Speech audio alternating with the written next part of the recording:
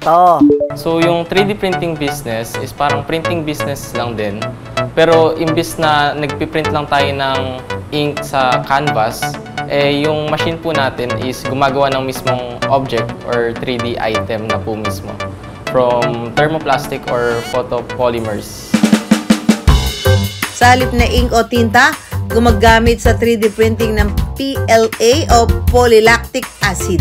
Isang klase ng thermoplastic na gawa sa sustainable materials na natutunaw kapag naiinitan. Yung unang step natin ay tayo magde-design ng 3D model sa isang 3D modeling software. I-import na natin siya sa ating 3D printer. After 15 minutes, ito na po ang ating pera-paraan keychain. Kapag gustong magpa-customize o pasadya ng kahit anong bagay, kayang-kaya yan sa 3D printing.